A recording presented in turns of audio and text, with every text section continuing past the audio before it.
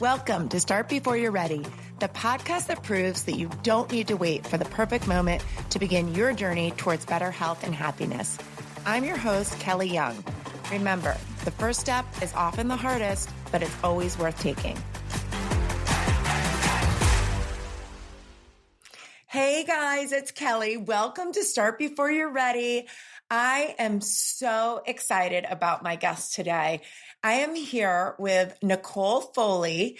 She is the newest KBC team member, and I've probably known her for more than half of her life. She has been around the KBC community since she was a little girl. Her mom has been a member since 2012. And now to see Nicole not only as a community member, but playing the role of instructor is just so fun. So I can't wait to talk to her today. She's got some great insight on what it's like to be a college athlete and what it's like after college. So I think everyone's going to really walk away from today with some great insight. So Nicole, I'm going to let you talk a little bit about how you first got introduced to KBC. Awesome. Thanks for having me, Kelly. So like you said, my mom has been a member since 2012, and there were some kids programs that KBC had done, and that's when I first got introduced to KBC. I attended a few of those events. There's pictures of me stretching on the court of end zone, and then pictures of me stepping at the lot. So I was 12 years old then, back in 2012, and I officially joined KBC as a member after graduating college in December of 22. And then I jump-started my journey in KBC with the 2023 Winter Contest, and I think that's where I really got connected into the KBC community and just have been coming back ever since. I love that. Okay, so I'm going to talk a little bit about the Winter Challenge because not everybody knows what the contest is. So for those of you who don't know, every year in our community, we run, it's called Contest, Winter Challenge. They call it all kinds of things, but it's the kind of thing that is always a little bit more than you expect. And some people really show up, and some people join and then realize, oh my gosh, what did I sign up for? Nicole is not one of those people. Nicole really shows up when she does something. I think it's part of her competitive spirit. But tell us a little bit about that, Nicole, because gosh, you were what, 22 or 23 when you decided to join the Winter Challenge? Yes, I was 22. Yeah. I'd actually done the Winter Challenge in 2018, my senior year of high school, but obviously was not as disciplined or engaged as I was as an adult after college. But during the 2023 Winter Contest, it was awesome. I got to do it with my mom and my dad, so we were kind of all working together at home, which made it a lot easier. I love that. And joined a team. I met a ton of new people that I'm still super close with from, my gosh, I can't even remember the Knockouts. We were the Knockouts 2023. Oh, the Knockouts. Yes. Yes. And that's a great team to be on. Yes, it was awesome. So I was focusing on my nutrition. I was focusing on going to a lot of classes, getting extra strength in. Everything was fairly new to me. The InBody, I'd been on it before, but I kind of knew what all the things really meant now. I really focused on getting my protein in, which I think, especially as a younger adult, focusing on each macro is very difficult and challenging. So I made it a goal for myself to at least hit my protein goal every single day. And I ended up gaining 5.5 pounds of muscle for that Winter Challenge, and that was actually, I won that category, so that was really exciting because I'm super competitive, and it was really awesome to see numbers move in the right direction, and I was really happy with my results that Winter Challenge, and so was my team, and it was awesome to have the accountability of my team because I wanted to do well for myself, but I wanted to do well for my team as well. Yeah, I love that. And so I love that you kind of shared that you never really experienced the in body before, because as an athlete, as a high level athlete, you're often being measured and evaluated for lots of different things and maybe never thinking about body composition specifically. And I like that that was motivating to you to have those numbers, and that you didn't think of it as a weight loss challenge as much as some people might. You looked Right. at it like, I need to improve my nutrition. Protein is the thing that I don't do very well with. So you focused specifically on making sure that you got enough protein and ended up gaining a ridiculous amount of muscle. Now, that's the beauty of being in your 20s, right?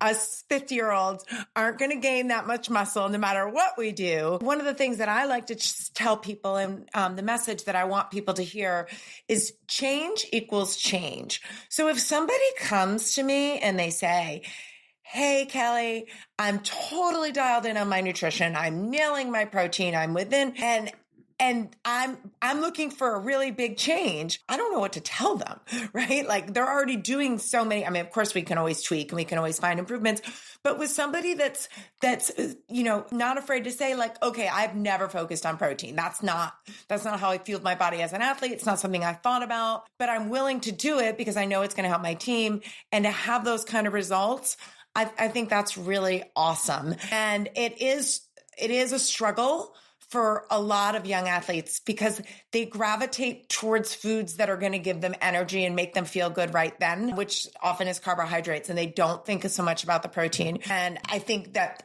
they're missing out, right? Athletes can be any age, by the way, you guys.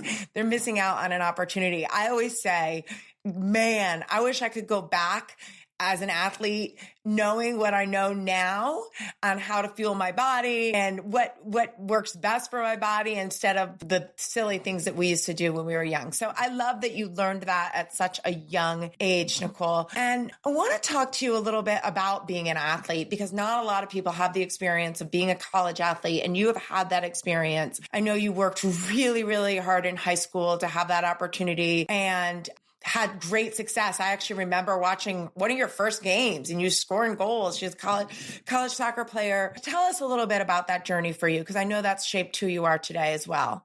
Yeah, so I committed to Stetson University junior year of high school, and so I ended up moving down to Florida in 2018. There's a lot that happened throughout my journey, starting with, before I even got there, two of my coaches that recruited me were gone before I even got there.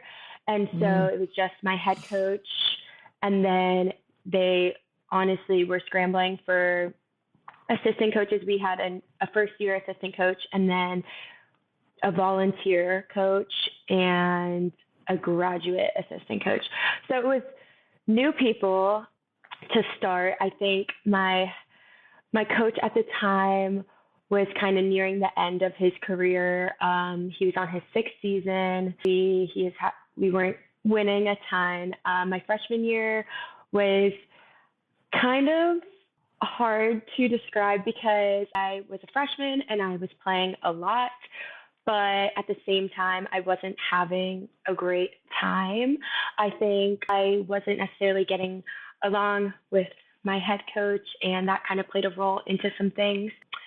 Some comments that were made from my coach played a role into some things, but I couldn't complain about my playing time at the time.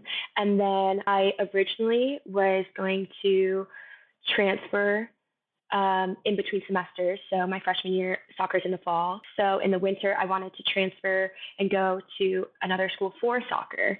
But then my coach ended up getting fired. And so my team was kind of like, we can only go up from here, because we had a losing season. We didn't have a great relationship with our coach. So we were hoping for the best for the next one to come in. And we ended up getting a new coach who was great in our spring season, super nice, super awesome. But then when fall came around for our actual season, he kind of showed a different side of him and really only looked at us as athletes and not as human beings. Created a super toxic environment, not only within his relationships to the players, but honestly, our locker room, the players' relationships with other players was pretty toxic. And at that time, I wasn't playing a lot my sophomore season. And our team wasn't winning.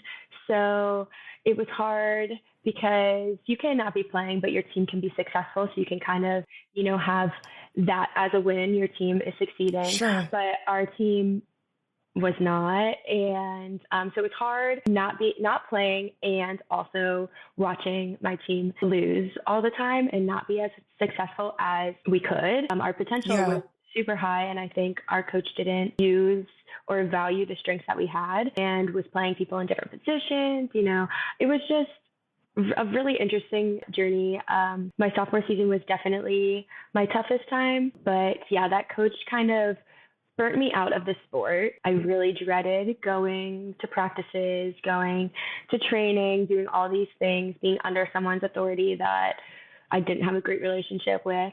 Even just going to the locker room with the girls, it wasn't as fun anymore. Everything kind of just took a turn, and my mental health was kind of going down a little bit, but I had super great roommates and super great friends that I am thankful for to this day, and that I still have there's 4 of us from Stetson that I obviously wouldn't have met if I didn't go there. And we're still great friends to this day. We have a trip planned coming up for one of their birthdays. So yeah, a lot of ups and downs throughout being an athlete. Yeah, I love that, Nicole. So I think I didn't really introduce you as a coach. And I think that it's important now to share with our audience that you are now a coach and you coached a pretty successful high school team. Do you want to tell us a little bit about that this year? Yeah. So I actually graduated from John Champ, and I used to play Freedom High School all the time. And the head coach at Freedom High School was Chris Campbell, and we played against each other all the time. I've known his kids for a long time. So we already knew each other. And he reached out to me. Actually, we were talking about this last night. He reached out to me last December, reaching out about a head coach position for the JV team because they needed one. And I was like, that sounds interesting. I never really thought about coaching, honestly. I've been out of the sport for a while, so it sparked my interest. So I met with him. We had a conversation about it. I ended up leaning into it, and I was like, honestly, I think this is a great opportunity. I would love to be a part of it. And so I joined. It was quick. So we met in December. Our tryouts were February. So we started. I was the head coach of JV, and then I assisted with our varsity team. And our varsity team was super successful. They went in for an undefeated season, 23-0. They won all their games. They won a district title, a regional title, and a state championship. So it was really awesome to be a part of that. And I always make jokes to our head coach, Chris, that I was like, it's a coincidence. It was my first year. But I'm just kidding when I say that. Obviously, our team was super talented. We had a lot of great individual players, and they played great cohesively as a team. We had a few go off to colleges to play. And I was always telling Chris, I was so surprised at how so many of these girls either don't play club or aren't going to college for soccer, and they are still so amazing. Our team was really deep too. We had a lot of depth from our bench, so if we needed someone to step in, it was super awesome.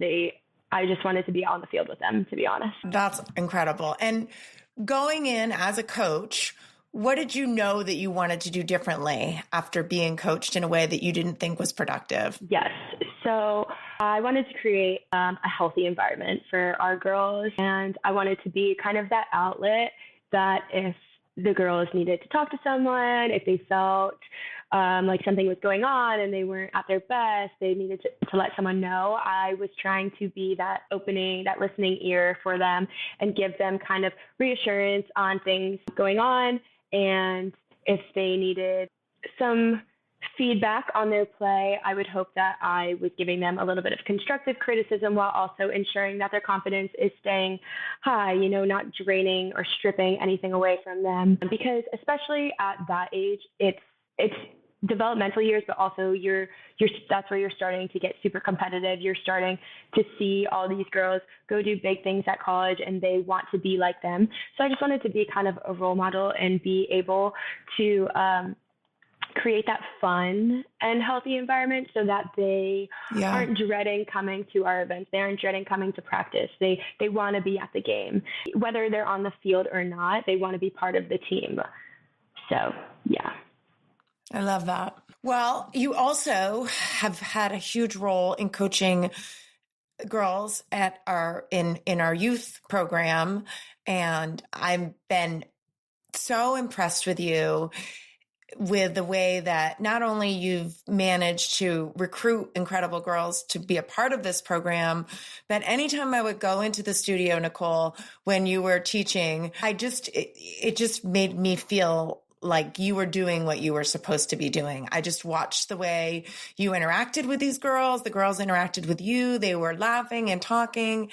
And some of these girls are not athletes. Some of them will never play a sport. And for them to have such a positive experience with fitness, for some of them, their first experience with fitness was just so beautiful to see. It really was. So, I know we've had this conversation before, but we all have things in our life that happen to us that we feel like, man, that was a total bummer. Like you put so much into becoming a college athlete and it didn't end the way that you thought it was going to.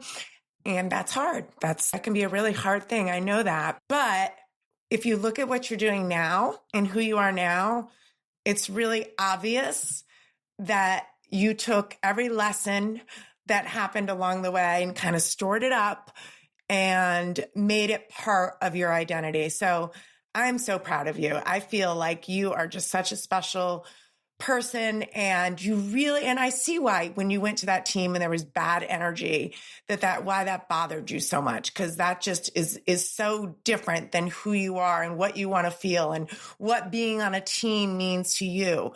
So good for you for not staying in a situation that didn't feel good for you. I think that some people would have, and they wouldn't be where you are now by kind of making that pivot. I think you really changed your future, and now you have a story to tell. That's part of your story, and you're really soaring right now. But I'd love for you to tell people. So one of the things that I think is special and unique about Nicole, in addition to her becoming a high school soccer coach and coaching youth programs, is that she kind of joined this community, the KBC community, as a student right out of college. She was coaching, and I'd love to get more students. In fact, when Nicole was in my class last year, she took a lot of my classes. It just made me so happy. I mean, it's great.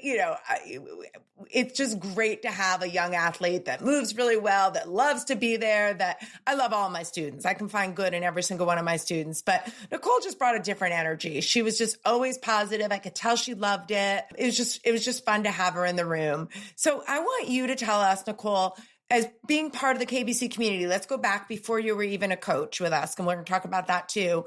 But what was your most valuable lesson as a student of KBC?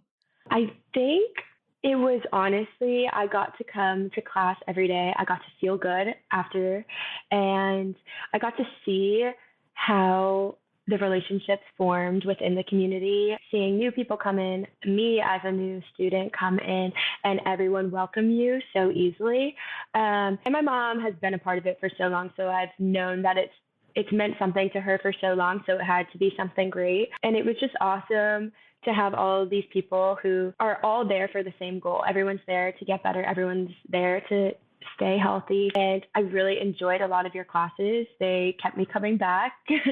And yeah, I think it was just fun. It's great to be in a room with great energy. I think that going from, another thing to note about being an athlete, I think going from almost being forced to work out and do all these things, to train, to lift, to all these things that you're kind of forced to do as an athlete in college. Once you transition to not being an athlete, you kind of have to make those decisions for yourself. And so working, especially my transition from transferring in college, I obviously did not have a team to do all these things with. So it was kind of finding that motivation for myself to go work out, to go on a walk, to go lift, to eat this healthy option rather than this not so healthy option.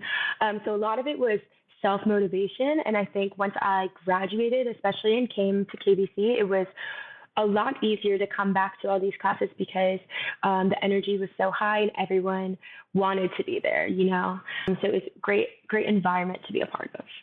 I love that. And you shared earlier a huge success story when you won the skeletal muscle mass portion of the Winter Challenge and had that great experience. Anything else that you can think of? Any personal milestone or success stories since becoming a part of the community? Well, one, becoming an instructor is a huge one. I think so. Actually, talking about becoming an instructor, my senior year or my last semester, actually, I did an extra semester at Tech. I took a class that was an exercise leadership class, and basically kind of gave you the information, set you up to study and work towards taking the ACE group fitness instructor exams, And most people take that class early in college, and then they end up working at the campus gym or auditioning to work at the campus gym, and which is a great experience for them. And I was one of the older people in the class. I did have a friend actually that was the same age, so we kind of stuck together. But so that meant I was coming home after that semester, after taking that class, and I would have to take the exam at home and then find a place at home to become an instructor. And I really delayed that. So I graduated in December of 22, like I said, and I could have taken the exam whenever. I could have taken it right away when I got home. I ended up not. I don't like exams. I don't like tests. So I was putting that off for a while. And then Kelly actually was pushing me to take that exam eventually, I think maybe starting closer to the start of summer. So started talking to me about it and wanted me to become an instructor. And I was like, well, actually, I can take this exam at any time. So it was really Kelly that pushed me to finally take that next step and study again and take that exam. And I ended up passing in October of 2023, which is basically a year ago from today. Yeah. And yeah, it's been... I remember that text very well, which is a huge win for us. It's a huge win for us. It was really exciting. And yeah, and sometimes our timeline isn't exactly what we think it's going to be. But then sometimes if you look back, you can think, well, it actually worked out great for whatever reason that would be. So you've been teaching for almost a year. We just discovered that Nicole's first class, she subbed a class right after she passed the exam. Her first class was in October, and I kept saying, we need to get you on the schedule. We need to get you on the schedule. So she's been consistently on the schedule since January. And to say that she has rave reviews would be an understatement. Keep in mind, the population of our community is really more of a 40-50. We do, of course, have all ages, and we're trying to get even more diversification there. But, to go in and teach a bunch of people that are really your parents' age is not an easy thing to do. In fact, I don't know if I ever shared this with you, Nicole, but when I first started teaching, I was in North Carolina, and I was half the age of everybody. I was just like you, really just your age. People weren't as nice as our community to me back then. I actually used to teach at this big Y in downtown Winston, and I would send my roommate in to go to the locker room after to see what they'd say about me. I'm like, Beth, go in there and see what they say. Oh, and she's like, they didn't really say anything bad. They said you're really bouncy. I'm like, what is bouncy? So anyway, Nicole just came in. That's why so many of our instructors, their learning curve is exponentially faster than mine. I was not a great instructor for a long time, but Nicole came in just as a rock star instructor. The comments flood to this day. In fact, I just sent her comments from last month. I think she had 3 pages of them. And now she's not a new instructor anymore. So what people say about Nicole is that they love her class because you can tell she puts a lot of thought into it, and she's prepared, and they get a great workout out of it. And I don't hear these words exactly, but what I hear between what they're saying is I love her energy. They love her energy. They love coming to the studio when she's there because she's positive, she's upbeat, she makes it a great experience. She goes out of her way to make sure that people feel comfortable, they feel successful. And that's a great instructor.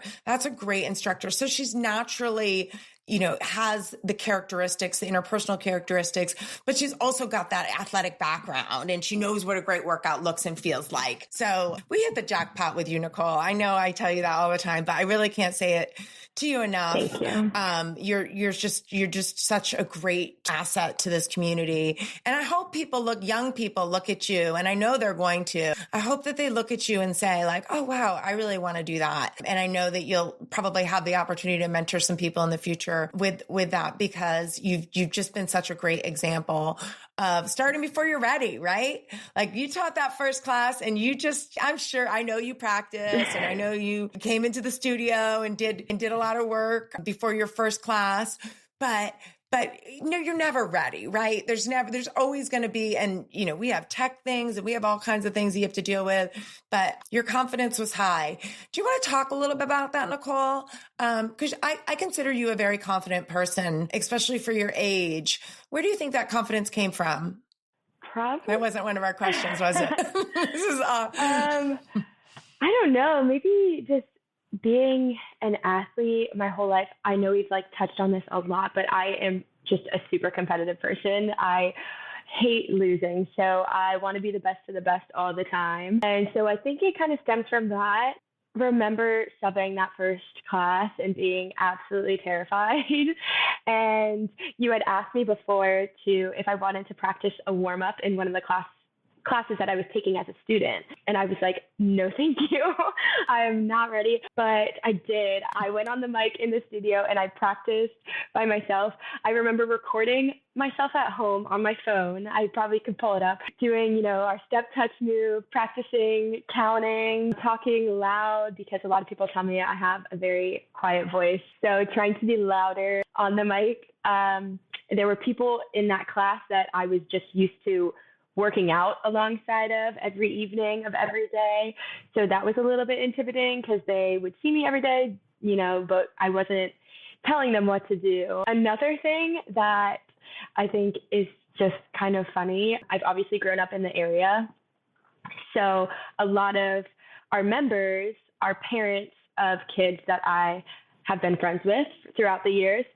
So I have been calling them Mrs. last name, Mr. this. We were not on a first name basis. So when I first started coaching, I felt so awkward and weird calling people by their first names out of respect as a young friend of their kid. So that was one of the harder parts as well, moving from last name to first name in the studio, but we got there. So it took me, the one person it took me a while to say was Barton's name, Mr. Phillips. I kept telling Meg, I was like, I don't know, I can't say Barton. I can't. But we got there. That is understandable though. That is a weird transition to make. Yes. I can totally see that. Yeah. I can see that. We don't think of you I think if you're the same age as my kids, or just a little bit older, but yeah, we certainly don't think of you that way because you can totally hang with any crowd. Nicole, what's one piece of advice from the KBC coaches that's kind of stuck with you throughout your journey? Something that you may have heard that has just kind of been helpful, or something that you can remember? I think one thing that is super important is that the KBC community just believes in you, whether you believe in yourself or not, especially you with me. I think you have always told me that I can do so many things. You think I'm capable of so many things that I might not think that I am. And I think with members coming in, even as a coach now that I am on the other side, I can kind of see people come in and not think that they are ready to do this. They are ready to start, or they're not mentally ready for that to take action. But the coaches of KBC in every individual's full potential being better than what they might believe that it is. And I think, whether that's a piece of advice or not, it is super important that to have someone that believes in you, whether you believe in yourself or not, because, it really impacts you. It really gives you that confidence and question yourself of maybe I am ready to do this. Yeah, I love that. And I think that one thing that that kind of triggered me to think about is, yeah, these people are showing up.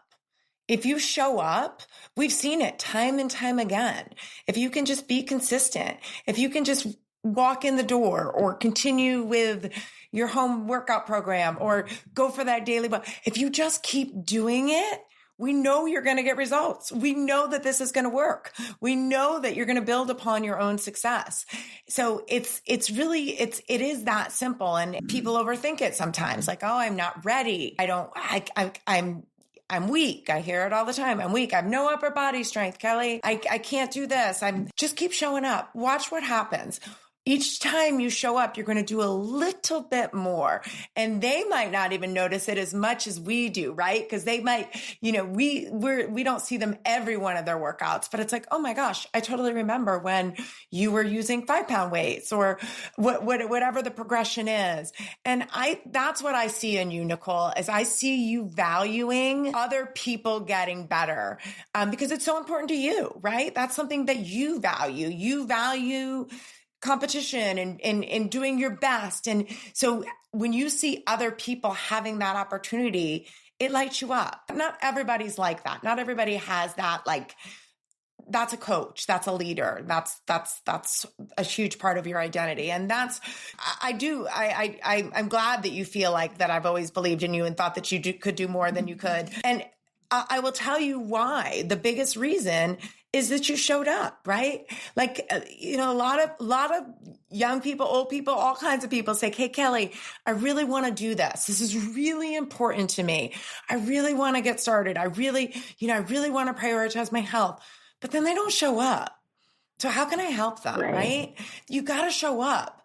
And once somebody shows up with consistency, then yeah, you start to believe in them. You're like, this person does what they say they're going to do. And it's not always a straight line, right? Like, we all ebb and flow in and out of, I know you've taken on some ventures that they haven't turned out exactly, but we keep trying, right? We keep trying. Not everything is going to work out, but just keep putting your head in, you just keep putting yourself out there and see what happens. Okay. I think I have one more question for you, Nicole. You're doing an amazing job. I'm really excited about having this conversation with you today.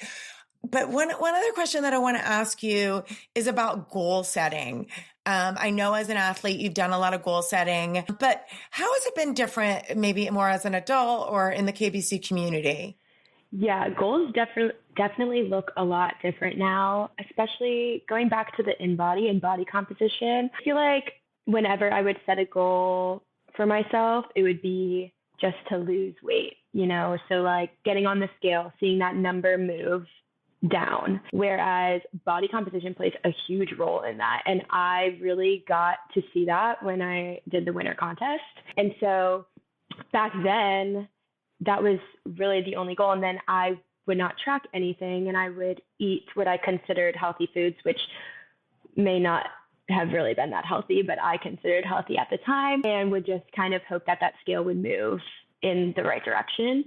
But with the in-body, you are able to set specific goals and are able to see through numbers of a few different things move in certain directions. And the way that certain numbers move, how they affect that number on the scale is totally different than what I used to think and what most people probably think just with a normal scale. So in that aspect, definitely super different. I now set goals for myself that are related to my health in so many different ways. I track my protein. That's one of my goals for this month, actually. It's been going well so far. And I like to set goals to go on walks, to do these extra things. So it's been really different. When I would set goals as an athlete, it was more about the sport itself and not my health. So yeah, it's been really different, but in a good way. Yeah. You're so ahead of the game.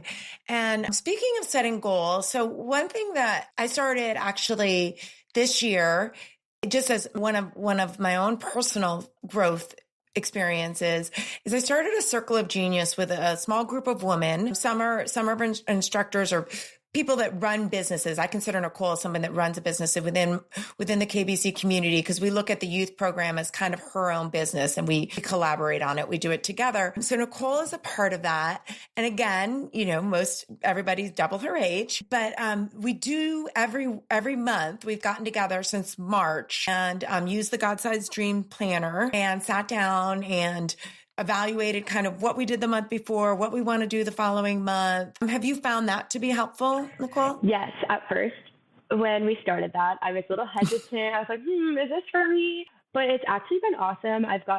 We've gotten a lot of success out of it. And it's great to just sit down with a few people and just kind of chat, doesn't necessarily need to be about work, just have time to yourself. And we have lunch a lot of times. It's super awesome. But one thing that is really great about it is I never write things down for myself in a way of, if I set goals, I'm not really writing that down for myself. It's kind of in my head. And then also it's allowed me to celebrate wins. So I kind of want to talk about that a little bit more, because in my head, I'm not necessarily celebrating them. But when we meet as a group, we all take time to write goals down. We all take time to set our new goals for the next month. And then also we talk about what happened in the past month, whether you succeeded in what you did or what you need to do different or what you want the group to hold you accountable for. And so I really get to sit down and write things that happened in the past month and get to reflect on my goals that I had set and see whether those hit. And maybe if they didn't hit as well as I wanted it to, I get to see all the other different things that had worked out that month for me. So it's really awesome to see, especially I obviously talk about my youth program a lot, and seeing the small wins in that program through the girls and through what we do is really awesome. I think my last summer youth session was one of my biggest successes within that program. And that month I was really excited to talk about it at our Circle of Genius meeting. And it was super awesome to see, super awesome to tell everyone about it. I was excited to tell everyone. And then it was awesome to get feedback from everyone in that group.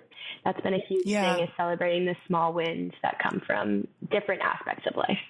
Yeah, I love that. And celebrating wins is something that we all need to do more of. So if I, using this podcast as an opportunity to share things that I think are really valuable outside of your exercise and nutrition, is just to take a little bit of time to celebrate all the things that you are doing. If you're feeling stuck, if you're feeling like, oh gosh, I'm not getting all the things done, or I used to do this and I don't do this anymore. Just take a second. Get out a piece of paper, write down all the wins that you had, maybe this month, this year, whatever amount of time it is. It really changes your mindset. Because once you start focusing on all the things that you've actually done, like, sometimes my wins might be like, I had lunch with Lindsay. It could be the littlest thing, but that's something I value. And when you start to write those things down, the things that truly matter to you, it changes things. So maybe that can be our bit of advice for you guys today that we leave you with is, 1, celebrate your wins, and 2, maybe create some kind of system. It could be super, super simple. Don't overthink it. It doesn't have to be a special journal. It doesn't have to be anything in particular, but some kind of system where on a regular basis, you take a moment to reflect on all the things that you're doing great. Maybe you do that tonight at your dinner table. Maybe you do that on a walk with your friend. Just take a minute to really talk about what you're doing well, because we often put our energy into the things that we're not doing. And I truly believe that if you want more of something, you need to acknowledge it. So when you share your wins and you talk about all your successes, you get more of those things. If you're in a rut and you're like, oh God, this is going wrong, you get more wrong. So really put out to the universe what you're looking to get more of. I love that you shared that, Nicole. And I think it's the fact that the physical act of writing provides more value to you, you're not alone on that. I'm like you. That's one of the reasons why I love that group so much for myself. I'll say I'm going to do it, but I don't. I need accountability. I need accountability for anything that I do. If I want to make something happen, I have to attach it to other people. And that's a great example. The Circle of Genius is a great example. How much do we pay for that program, Nicole? Zero. Nothing. We don't pay. These are people, these are other women that I want to level up with. So I just said, hey, let's get together every month and let's do this. Things they can cost money. And if that motivates you to spend money on a coach or to spend money, then absolutely. I also invest a lot in being coached and being part of a mastermind and all that. I find huge value in that, but I'm just saying that it's available to everybody. It's available to everybody. And maybe you're the person to create it, right? Maybe you're like, oh, I don't know anybody that does that. Well, if it's something you're interested in, reach out to Nicole or I, and we can help you create it. So it's all about taking action.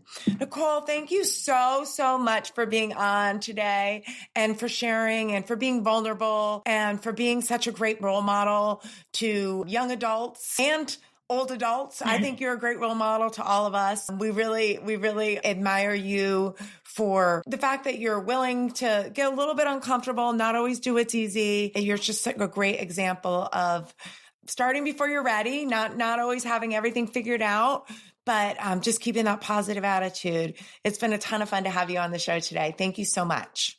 Yeah, thank you so much. It's been so much fun. Thanks for having me. Thanks, Nicole.